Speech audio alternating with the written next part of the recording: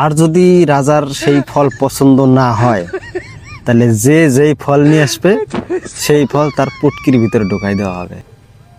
তো এক রাজ্যে একটা রাজা ছিল। আচ্ছা। রাজার একটা যুবতী মেয়ে ছিল।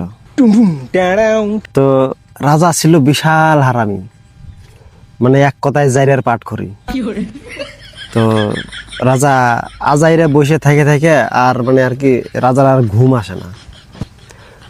তো যেহেতু জাইরের পাট করি তো জাইরামি তো করা লাগবে। তো মনে মনে খালি বুদ্ধি পাকাইতেছে, কি করা যায় কি করা যায়। পট করে মাথা একটা বুদ্ধি আছে। তো রাজা কি করছে, রাজার যতটা এরিয়া আছে, যতটা রাজত্ব আছে, ওই এরিয়ার মধ্যেও ঘোষণা করে দিছে যে আমার মন পছন্দের ফল যে নিয়ে আসতে পারবে তার সাথে আমার মেয়ের বিয়ে দেব আর অর্ধেক রাজত্ব দেব, মানে অর্ধেক ধন সম্পত্তি যা হবে অর্ধেক ওই সেই ছেলেরে দিয়ে দিবে। ঠিক আছে, ভালো কথা। তো সব জায়গায় ঢোল পিটাই দিছে।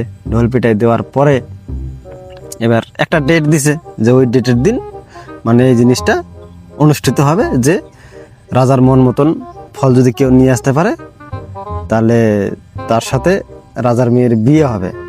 আর যদি রাজার সেই ফল পছন্দ না হয় তাহলে যে যেই ফল নিয়ে আসবে সেই ফল তার পুটকির ভিতরে ঢুকাই দেওয়া হবে। এবার কিছু কিছু ছেলে আছে দেখবা, মানে ওর পাছার ভিতরে আজারে একটা চুলকানি হয়, ঠিক আছে, চুলকায় সব সময়। তো যার চুলকানি বেশি সে তো গেছে যায়, এবার ফল নিয়ে গেছে। এবার প্রথম যে প্রতিযোগী সে গেছে একটা আঙ্গুর নিয়ে গেছে। তো রাজার তো পছন্দ হয় না আঙ্গুর ফল। এই শালা বেটারে ধর, দইরে আর পুটকির ভিতরে আঙ্গুর ঢোকা।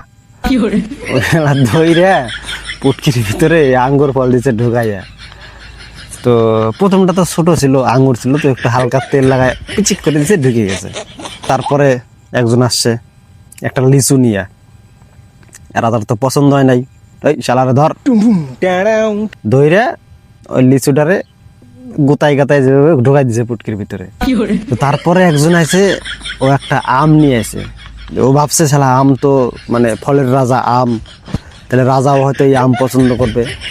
বাল, রাজা আম পছন্দ করে নাই, দইরে দিছে ওর পুটকির ভিতরে ঢুকাইয়া।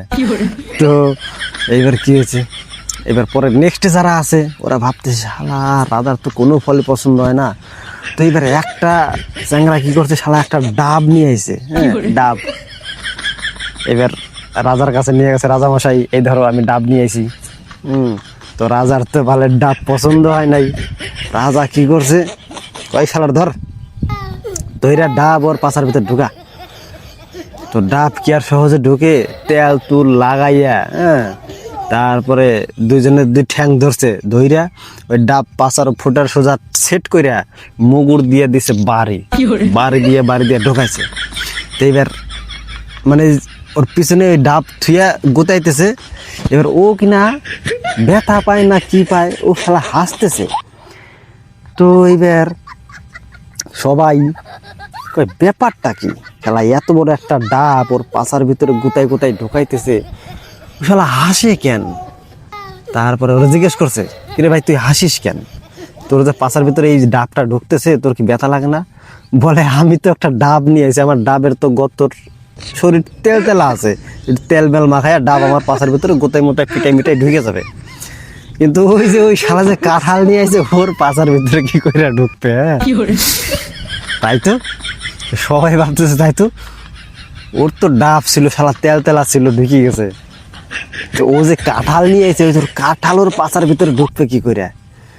কি বন্ধু, রাজার মেয়েরে বিয়ে করবা? দিব পুটকির ভিতরে কাঁঠাল ঢুকাইয়া যাও।